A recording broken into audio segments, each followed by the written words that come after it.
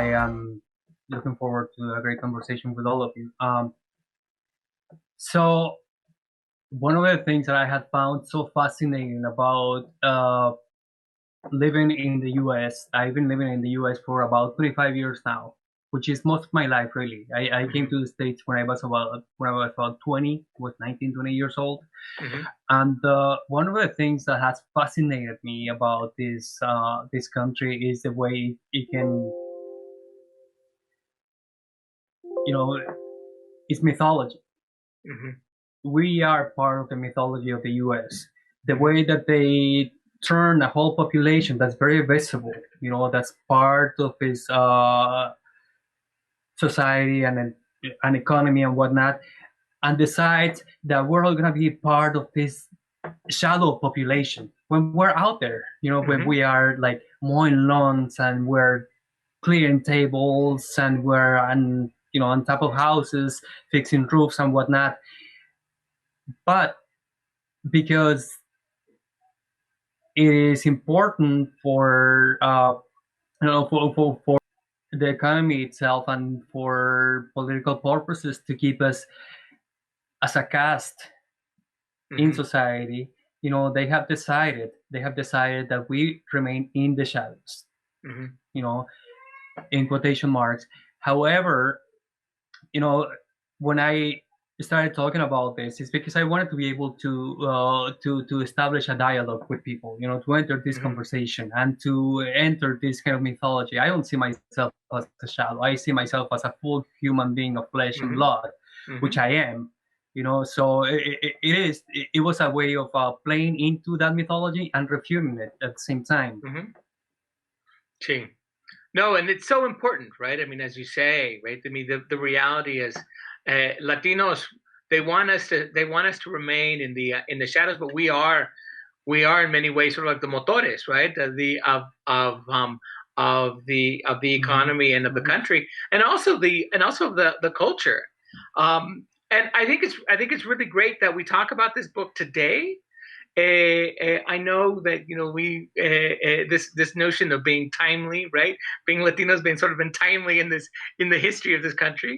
But it is timely, right, to talk about your book on this day when, in a couple of hours, we will be hosting the first presidential debates, and um, and immigration is one of those issues. It's one of the specters that has haunted the political discourse since the current president came into power, right? And so you outline very well, right, in your book, the the the the policies that have impacted your life as an undocumented immigrant under the previous administration. But how are those policies? How are those policies in the last 4 years impacted you? And how do you think in terms of how of an impact in the for the future? Yeah, well, I think, you know, I've been impacted by American politics all of my life. Mm-hmm. Seriously, as far as I remember, because whether or not we want it, I mean, being right on the backyard of the U.S., Mexicans grow up. I mean, at least people from my socioeconomic background, we Mm-hmm. grow up with the notion that we are somehow part of this imperial project already. I Mm-hmm. mean, we form part of it, as future employees, future people who will migrate to the U.S. When I was very little, my uncles used to come to the U.S. and go back to Mexico every now and then, and like every few years or so. So I learned from a very early age that was probably what will happen to me as well. Mm-hmm. Because that's what I saw around me. So Mm-hmm. those policies impacted me from very early on, and they continue to impact me, Mm-hmm. until today. Uh, and I mean, and it is such an important issue because as we know, I mean, Donald Trump Mm-hmm. came to power, with a political platform, Mm-hmm. saying that people like me were rapists. Mm-hmm. People who came here to wash dishes, do all those kind of menial jobs for $7 an hour, $7 an hour. Mm-hmm. So, and not only that, what's happening is that, and continues to happen, is that there is no political will. There Mm-hmm. has never been political will to solve this issue. To Mm-hmm. really look at the structural problems of the political American system regarding this very issue. Mm-hmm. You know, there's always distractions because I mean, at bottom there's this notion that people like myself are needed by the American economy. Mm-hmm. Because we provide this labor force that's badly needed by the U.S. and Mm-hmm. badly paid. I should say, Mm-hmm. and to be and then discarded. Mm-hmm. So, I mean, it affects me. It affects me. It has always affected me since a very early age, and it continues to affect me. And I don't see any willingness from the political system to fix this problem. Mm-hmm. Yes. Yes, I fully agree. Right, the whole notion that that this is part of a long structural issue within this country, right, regarding our population and regarding the communities as somehow being viewed as both in some ways necessary, but necessary to remain in the shadows. And I think that that for me, there's a really Hmm. interesting image in the book where you write about how you when you start to take classes at UIC, when you enter when you go to the university, you remember a moment of driving past when you were working when you had first arrived and you were working with landscapers, right? I believe, and Right. there is Yeah. that juxtaposition of now all of a sudden when you were the landscaper looking at these people who don't see you, now you are in that other position too. Now you are looking back and you see in that moment, right? And I thought it a very powerful image of here you are now as a student looking upon your past and seeing this what you had moved beyond. And I don't know if you would like to comment more on that aspect of that change. Right. I mean that. As you say, that was a very powerful moment for me to write about because Mm-hmm. to realize when I came to UIC, when I started taking classes there, to realize that was a place where I've been before in a different Mm-hmm. position, and that you know my values were changing at that moment. I Mm-hmm. had come here lured by the illusion of getting ahead in life, making Mm-hmm. a better life for myself. But then, something happened. Once I had an opportunity to become a reader, Mm-hmm. to come across books and Mm-hmm.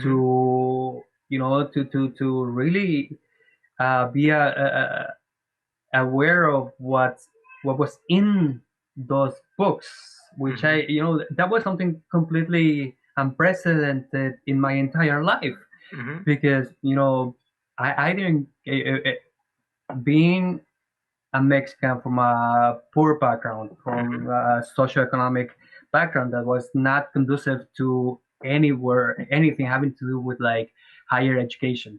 You know, Mm-hmm. there were three people, as far as I remember, there were three people in my entire neighborhood in Mm-hmm. Guadalajara who went on to high school, Mm-hmm. and I knew all three people, and Mm-hmm. then nobody else was supposed to go to high school. We all ended up, finishing primaria, the Mm-hmm. first year of secondary or second if you were lucky, Mm-hmm. like I was. Uh, so when I found out that I could study university, everything began to change for me. Mm-hmm. Like my values became different. Mm-hmm. All of a sudden, the question for me was not what would be the best job to have. It will be which way should I live my life. You Right. know, it became this very philosophical issue for me. So, I mean, it was a very powerful moment for me Mm-hmm. to realize that I was entering a place that I've been excluded from a very early age. So, but I mean that speaks to this country, right? To the Right. possibilities that it offers to certain Right. people and certain places too. I was Right. lucky to be in Chicago at that specific time, Mm-hmm. and to be able to find my way into this educational system, Mm-hmm. right? So I mean that in itself, will generate a very rich discussion of what it means to have access to higher education, Right. and and to for people in Mexico also to know that it's not our fault that we are a population that's not doesn't have the right, doesn't Mm-hmm. have the privilege, and to go to high school because Mm-hmm. high school in Mexico is not mandatory, unlike the Mm-hmm. U.S. So all those structural issues are things that we can discuss and we can have a conversation on. But to go back to your original question, it was for me, and it continues to be to this very moment. Something that has completely transformed my life. You Right. know, so this notion of having access to books and to knowledge and to be able to see myself not only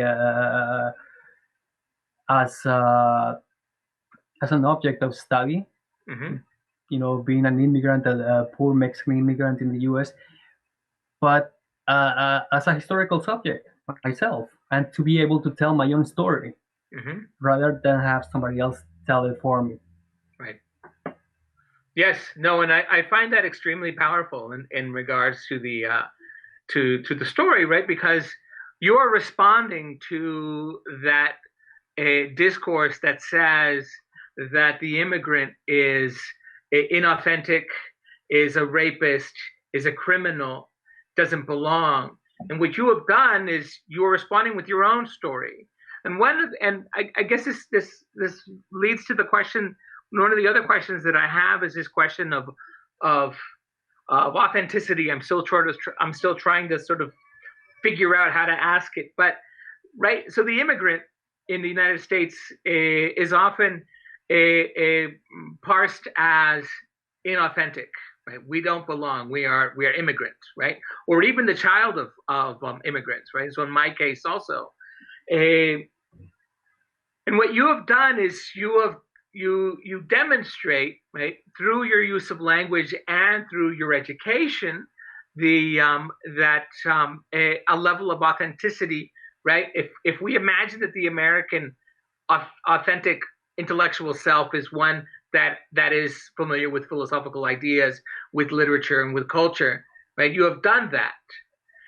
So what I find interesting, and I guess this is probably where my questions winding to, is this question of language, right? Because I note, right, that you're very very careful in speaking a in speaking in a particular register of English, instead of slipping into in una jerga mexicana, right, slangy, right. So what I find interesting is the way that you register is a always you always come back with a register of sort of a high level of English. And I don't know if that's something you thought about when you were writing the book. If this was a particular strategy of yours.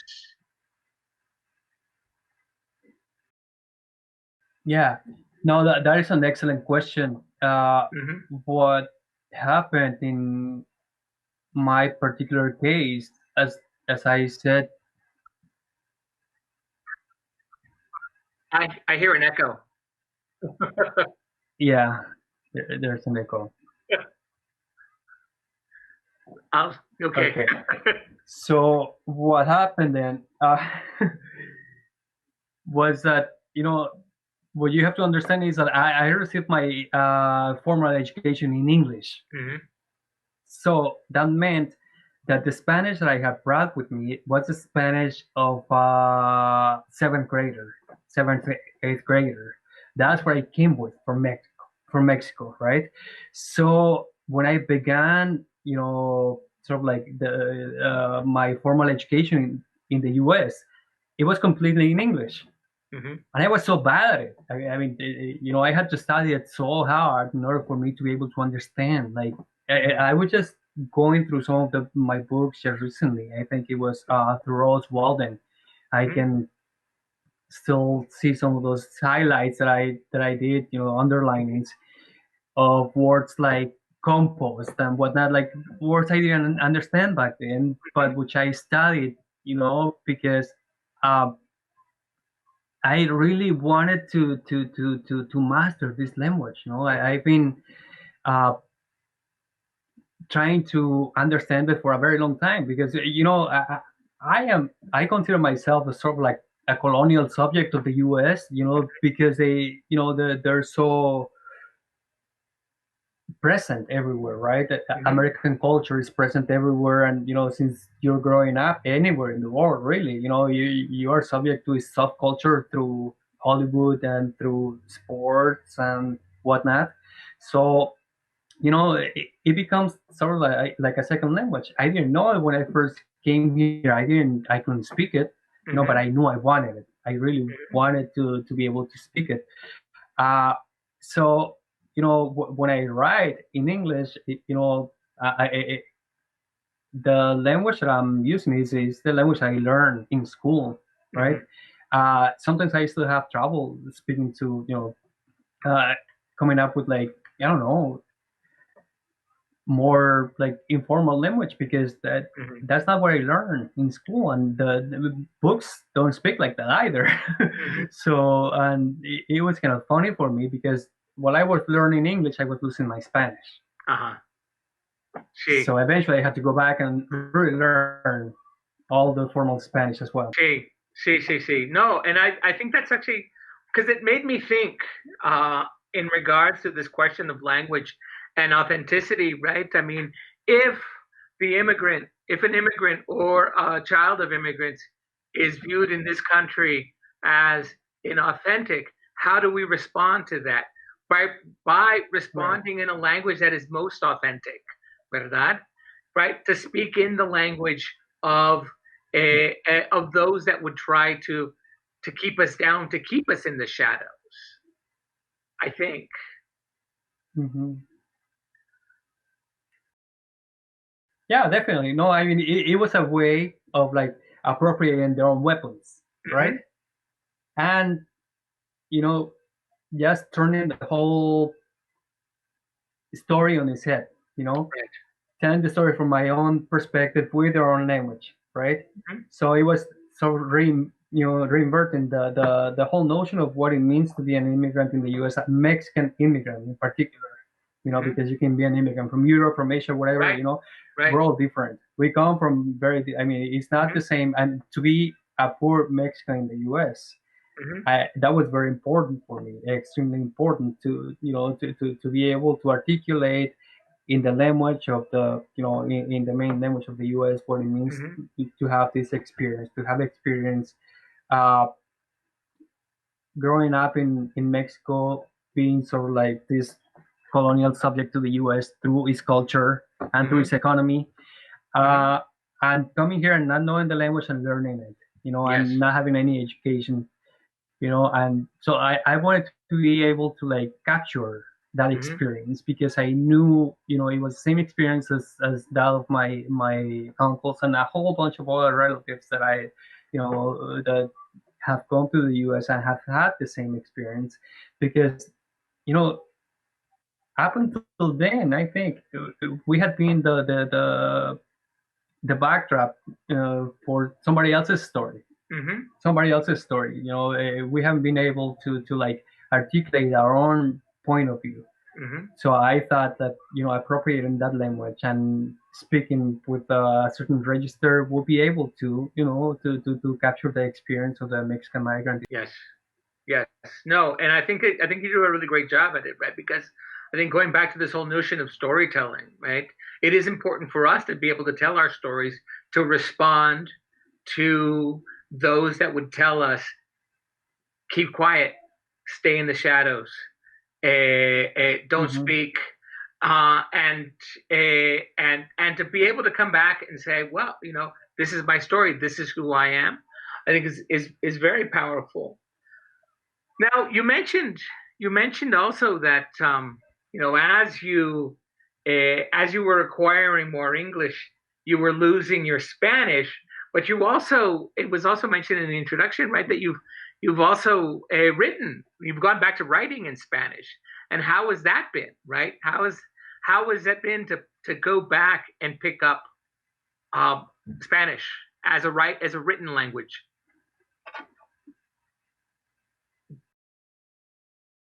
Right. Well, it's been a lot of work. It's been a whole lot of work. I remember when I first started at UIC.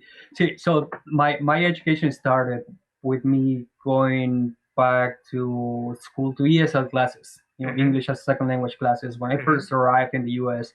So that's when I went back to school, and it took me like 2 years or so to complete the five levels or so. Hmm. And then, they told me, oh, if you just start your GED, take this test, and you can go and have a better job and whatnot. I'm like, okay, so it doesn't sound that difficult. And then they gave me this thick book. Here, Hmm. read this book, take a test, and then you'll be good. So I'm like, okay, it can't be that difficult. So book, test, diploma. So Hmm. I thought it was simple. It wasn't that simple. Right. It was Right. hard. It was hard because I never went to high school in Mexico to begin with, and I was studying high school on my own, in a language that I didn't know. I didn't Hmm. master. I didn't really know it that well. Hmm. So I failed once, Hmm. twice, and I didn't pass until the third time. Hmm. So, and I decided to do it in English because that's the language I wanted to master. And I went not immediately after, but years after, like 5, 6 years afterwards, I think I started college, Hmm. and all of the classes I took were in English. Hmm. I decided to study philosophy Hmm. because I'm like I didn't know. I had no. I'm the first person in my entire family to go to even high school. Hmm. So the first person to go to college. So Hmm. I had no expectations. I was like, well, if I don't finish, that's okay. Whatever. So I'm Hmm. just gonna study what I want. So all of my education through my university education was completely in English. And then in Chicago, I found a group of people eventually who were writing in Spanish, and that was incredible to me. It wasn't just a newspaper. Hmm. There were newspapers, and I knew about that, Hmm. but there were people actually writing in Spanish. Hmm. And I found out that there were, libraries. They had whole sections of books in Spanish. So I started reading at about the same time in Spanish, and Hmm. I devour all the books by Octavio Paz and Carlos Fuentes and Ponetosca and Hmm. everything that I could find, I could put my hands on. Hmm. So I didn't really understand much of the vocabulary. A lot of it I didn't understand it. So eventually, because I didn't know what to do with a degree in philosophy when I graduated, I applied to the master's program in Latin American literature at Hmm. UIC as well, and I was admitted. Hmm. But when I went in there, when I sat in the first class at UIC, I felt that I was at a disadvantage Hmm. with most people because you had people in that program who came from Argentina, and Peru, and Spain, and Chile, and other places, right? And they all Hmm. had this level of proficiency, right? Native Hmm. proficiency, which I did not have because my work was with the dishwasher, with the people in factories. My Spanish was that of a ninth grader Hmm. growing up in Mexico, so it was very basic and poor, and I was trying to recover it by going into the Latin American literature program, and it was extremely hard. It was very hard, but I just kept reading. I mean that's always been the was been redeeming in my experience has been reading a whole lot. in Mm-hmm. both English and Spanish. And just through that very exercise of reading, you know, I've been able to, to publish this book, and then a couple of others in Spanish. Mm-hmm. So, and I think it's doing well. I mean, I'm not obviously, a best-selling author, but I write for me Mm-hmm. more than anything else. I write for myself, and I keep doing it as an exercise because I enjoy it mostly. But I think it's going well. I've written articles. They've been Mm-hmm. published in Mexico and the U.S. So Mm-hmm. Yes, yes. No, that's great, right? I mean, that's important. And one of the questions discussions that I often have in my classes when we talk about writing in Spanish from the United States, right, is how important mhm. it is, right? And how important do you think it is to be able to write in Spanish from Chicago? Right. I think it is really important to write in Spanish from Chicago because, we have in Chicago, the Mexican population in Chicago, we have our own culture. Mm-hmm. It's very different from the Chicano culture in the Southwest. Sí. It's very different from the Mexican culture in New York. You Mm-hmm. know, it is very different because for about 100 years, Mexicans have been coming to Chicago to Mm-hmm. work, directly to Chicago, and it is a working class. It's a working class population. Mm-hmm. We haven't had a chance to go to high school. Like if you talk to people in New York, like Valeria Luiselli, Alvaro Mm-hmm. Enrique, a whole bunch of other people. These are people who have come to do a PhD in the U.S. and they have a more privileged life. Mm-hmm. In the Southwest, well, Mexicans have always been there. They've had a chance to go to high school and college and whatnot. Mm-hmm. So uh, Mexicans in Chicago are their own breed. So I think writing the Mexican experience in Chicago is something that's completely unprecedented because there's a whole movement. There's a Mm-hmm. literature that's been Mm-hmm. formed in Chicago, and it's a working class literature, which is Mm-hmm. unprecedented in Mexican history because Mm-hmm. in the entire history of Mexico, what you have is a small circle of people Mm-hmm. from the socioeconomic elite who have had access to a very awesome education and schools and whatnot. So what's happening in Chicago is the complete opposite because Mm-hmm. people in Chicago discover reading and writing in Chicago at the public libraries, Mm-hmm. which they don't really exist in Mexico. So Mm-hmm. that's at least not in popular neighborhoods like the ones that we come from. Right. So I think that's why writing in Spanish in Chicago is important. But I have to say one more thing because Chicago is a very cosmopolitan city now. It's not only Mexicans in Chicago Mm-hmm. writing in Spanish. There's Mm-hmm. Cubans, there's Chilean, there's Argentinians, there's people from all over Latin America, Mm-hmm. right? So it's becoming this very uh, pan-Hispanic city, Mm-hmm. and it's really exciting what's happening in Chicago right now. Mm-hmm. So that's sort of just like to put everything in perspective of what's going on and why writing in Spanish from Chicago is important. Right. Yes, that's great. No, and one of the, as you know, I used to teach at the University of Iowa, and one of my last projects that I worked on was putting together an anthology and a symposium that dedicated to Latinos in the Midwest, and because we were looking, those of us who were organizing the conference in the book, we were originally from the Southwest, and we had seen the growing population in the Midwest of Latinos, and it's a really Yeah. interesting one, right? Because as you well know, it is both a new generation, right? So immigration, the numbers started rising in the Midwest after the 2000 census, but at the same time, it's also an old community, right? When we look at, say, in particular the Mexicano population in Chicago, who have been there since the beginning of the 19th century, right, or the 20th century, I mean. So this is a Yeah. really interesting area in which you were working from, right? And one of the questions Mhm. I'm often asked as a writer, as a Chicano writer born and raised in the United States, is why do I write in Spanish? I often respond, right? Because I think it's really important to remember that Spanish is a part of the United States also, that we have pockets and communities Yeah. in the US that where Spanish has been there forever.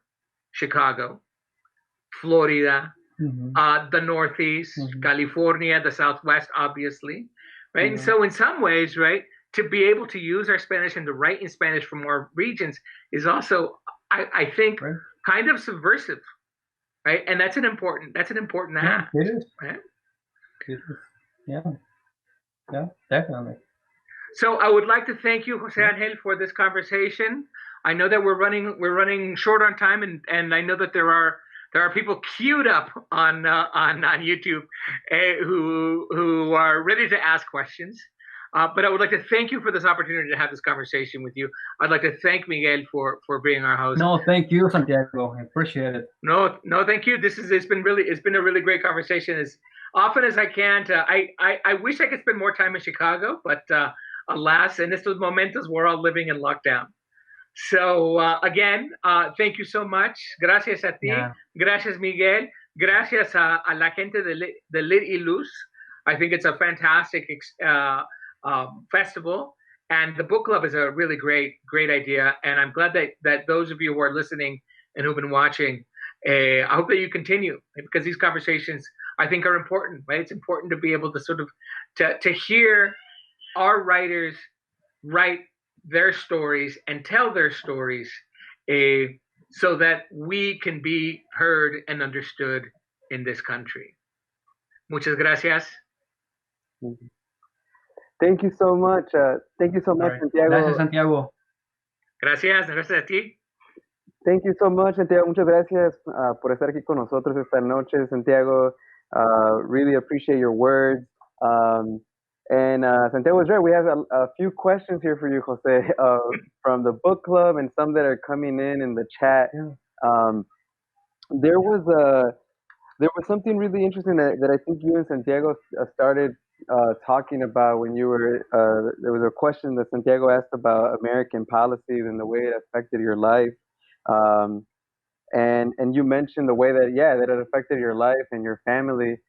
There was a question last night when we were talking about this with our book club readers, um, and I wrote it down, so I have it here. It says one of the things that the book club noticed was that there was a lot of stress that you were experiencing being undocumented.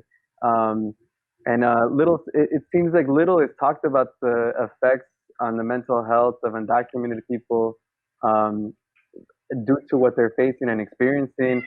Um, and the question is that at the time, were you aware of the effect that being undocumented was having on you in terms of like on your mental health? And I guess by that I mean like a lot of the readers were saying, man, like there was so much that that Jose was thinking about in as he was walking the streets or engaging with people.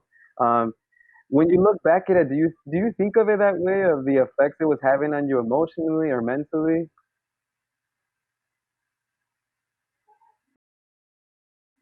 Yes. And I notice how you refer to that in the past tense.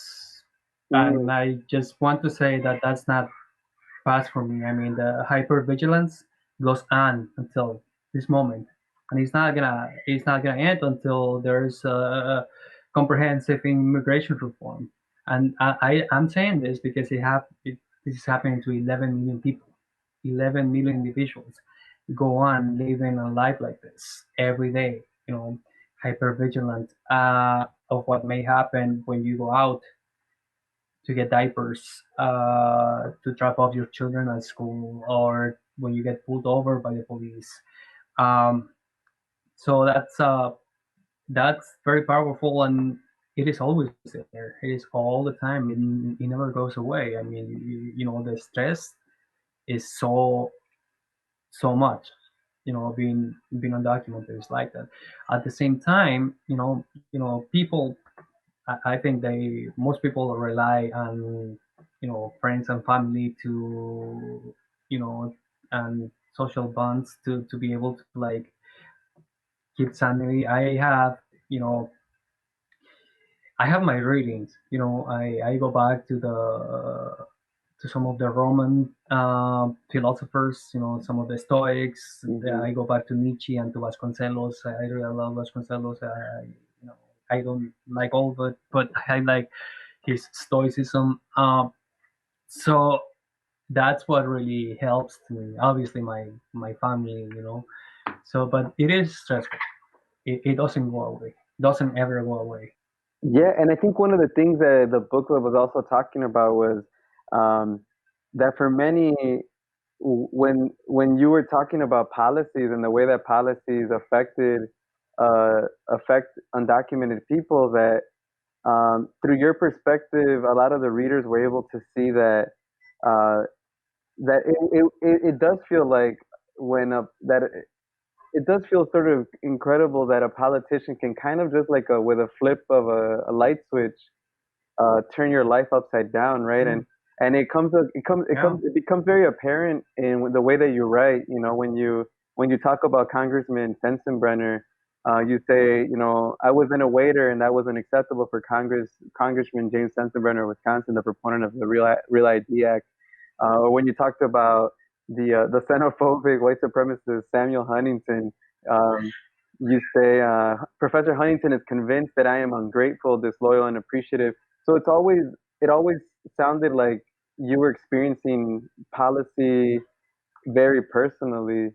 Um, can you talk a little bit about the feeling that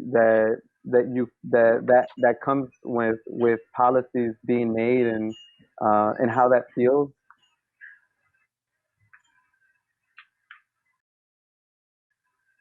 Yeah, so I mean, policy affects every single moment of your life when you're undocumented. And I've heard people saying like, you know, refugee author that I really respect and admire saying that, well, I don't wake up every day in the morning thinking, oh, I'm a refugee. Well, you know what I do? I wake up every single morning thinking I'm undocumented. And, that's going to determine everything that I do going forward. The kind of relationships I can have with people, the kind of conversations I can have or not with people. Now I'm completely open. I go on and talk about this very issue because it needs to be spoken about. What happens to me doesn't really matter in the end. It matters to my family. But if we want to really dismantle this appalling structure, we need to talk about it. We need to be able to change the narrative that says that because of an administrative problem, you're not gonna be able to live a life of decency anymore.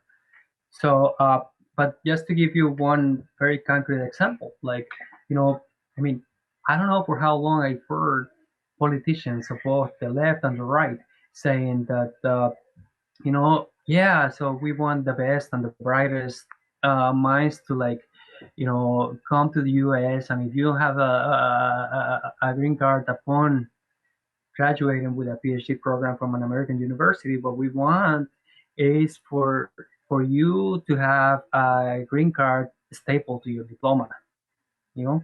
But that's not the case. If you're undocumented, I'm proving to every single politician, including all Democrats, including Joe Biden, that that's not the case. That's not the case because I have graduated with a PhD, and still I cannot get hired as a professor, and I will not because I belong to this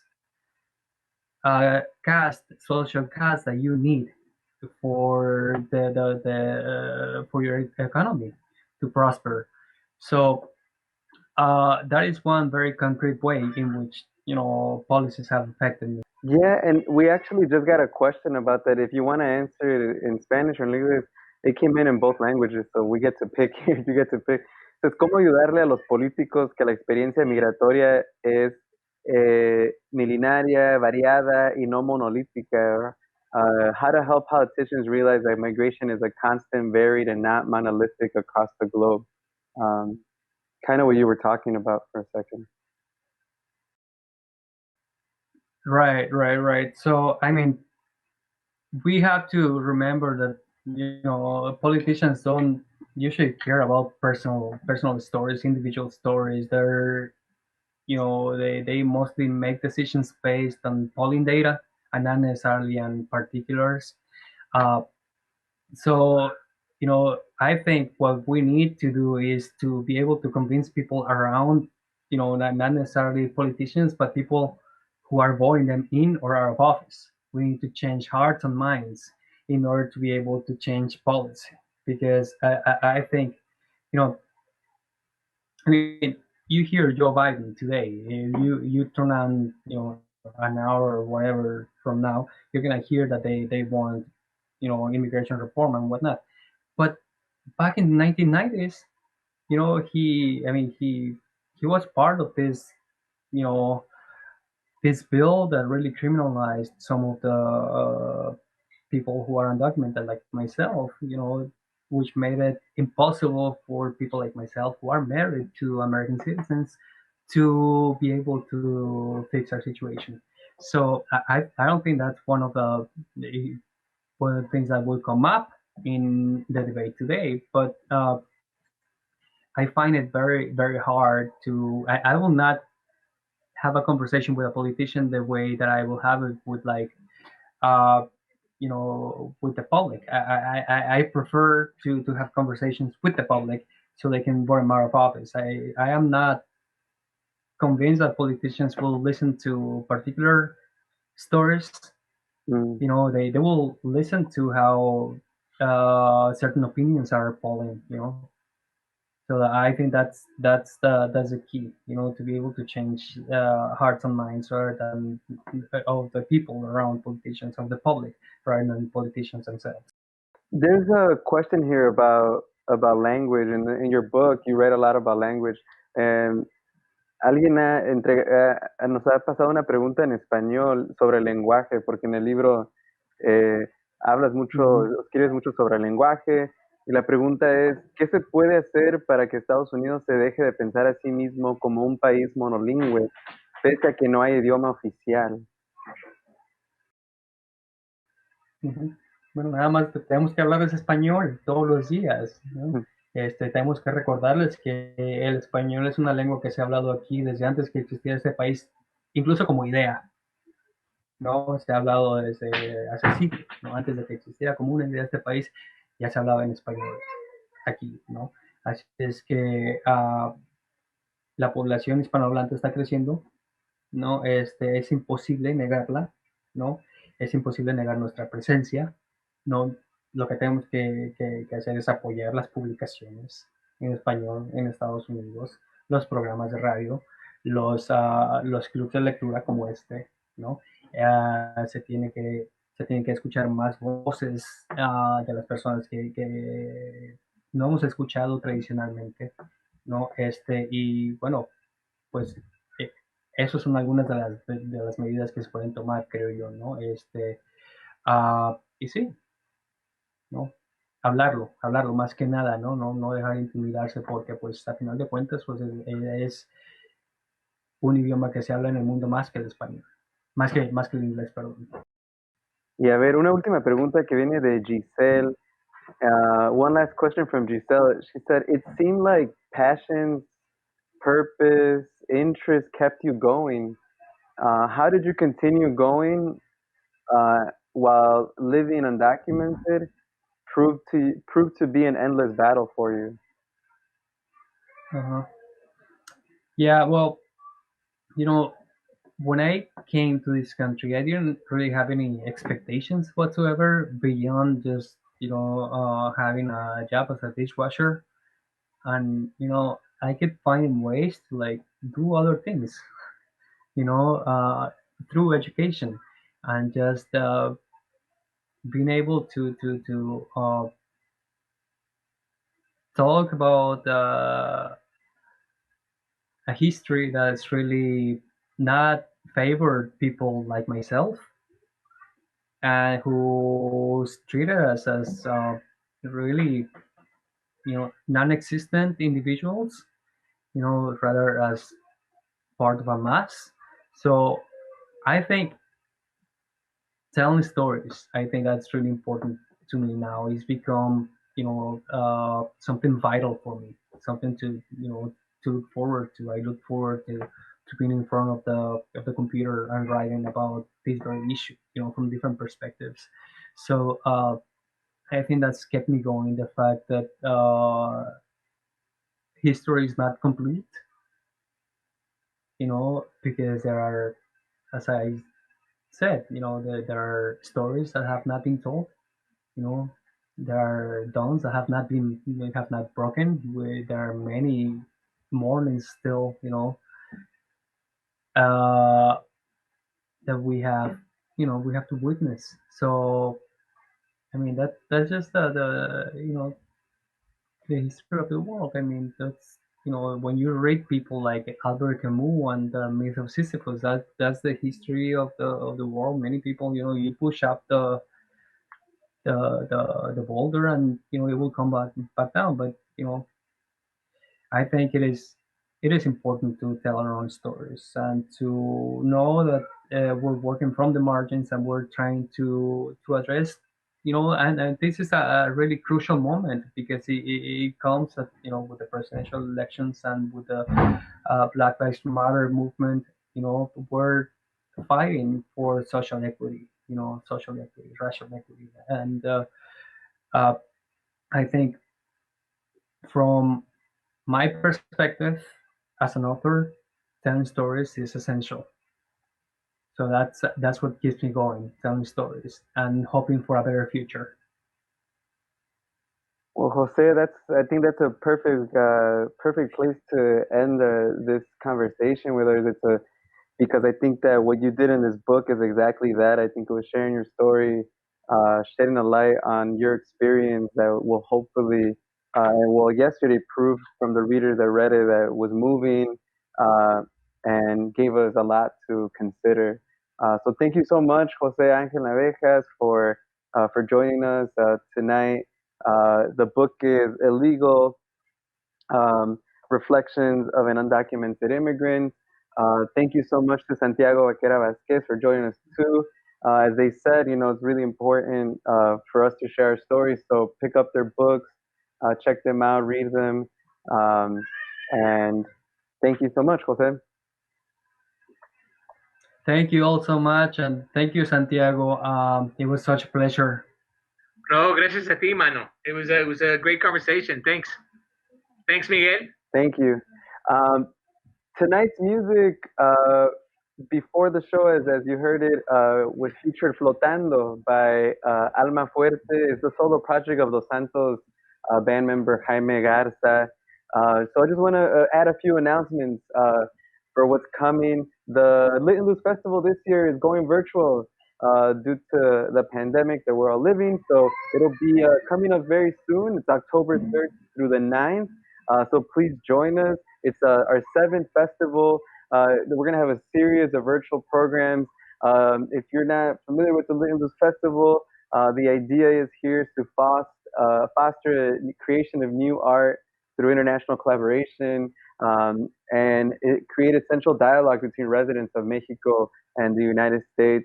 This year, our festival, we're calling it Remix, Respond, Rebuild. Um, and we will have past participants and new participants of the festival responding to the issues that we're currently living and that are impacting the U.S. and Mexico. So please check it out. You can go to litlose.org for the full lineup of all the events here. So we hope to see you there. We're gonna have chatting also, and in just like we had tonight, so you'll be able to engage as much as possible. So we'll have that opportunity. And what we're gonna have a little bit right now to close out the show for tonight is a video, so you can check out what to expect. So stick around, check out the highlight video. It's from 2019, 2020. We hope to sort of be able to make the same experience through the virtual festival. So check it out, and hope to see you all soon at the festival. Again, it's October 3rd through the 9th. We'll see you there.